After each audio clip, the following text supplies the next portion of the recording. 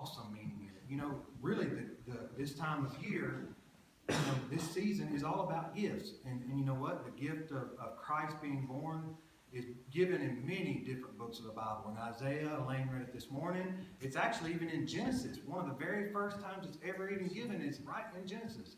It says that the son will be born of a woman. So it's talking right then about the gift of Jesus being born. It's given in Jeremiah. It's given in, Paul gives an account of it in Galatians.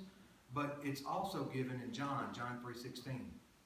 And so we all know that text. For God so loved the world that he gave his only begotten Son, that whosoever believeth in him shall not perish but have everlasting life. But here's the gospel through it. And so this text is gigantic.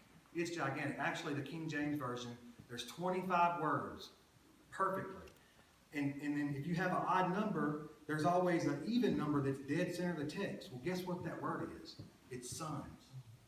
The word gospel is actually even written in the text.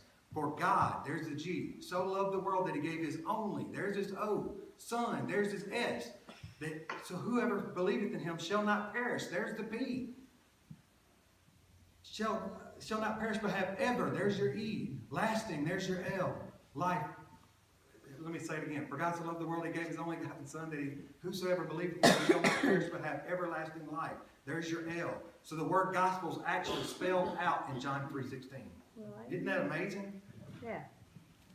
So it's big. This text is gigantic. Matter of fact, it's enough. It's enough.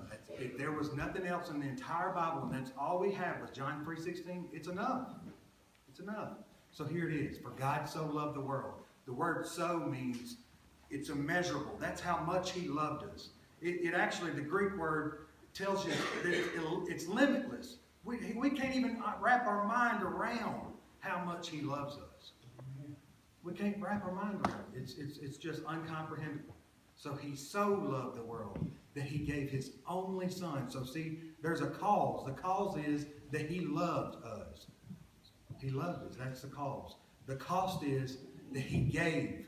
He gave his only Son. Well, see, it says only Son, but really the original text is saying that it's his only Son. There's only one Son that could have done what Jesus did. Even though we're called sons of God, we're not the sons that could do what Jesus did. There was only one Son that could do it. He was the only blameless, the only one that was never without sin. So it was only one. So he gave. All right? So there was a cost that he so loved the world. There was the cause, he so loved the world. The cost was he gave his only Son. But then there's also a condition. See, the condition says, whoever believes. So that means there's some that won't believe, right? So that means there's the whosoever wills, and there's the whosoever wants. So there's some that won't ever believe. So there's a condition to this thing. Not only is there, that God so loved the world, but there's a condition of his love. Only one who gets his love are the ones that believe in him. Because those are the ones that his grace will be on for eternity. All right, so there's a condition to it. But then there's also a consequence. Because he says, whosoever believes will not perish. That means there's people who are going to perish. And I'm telling you, it's serious business. It's serious. And so I just want you to know that the gospel is in John 3:16. And so because there is a condition to it, the way we receive his love is that we do exactly what he said. The first thing that he said in his public ministry was, repent and believe the gospel. That's what he said. He said, repent and believe.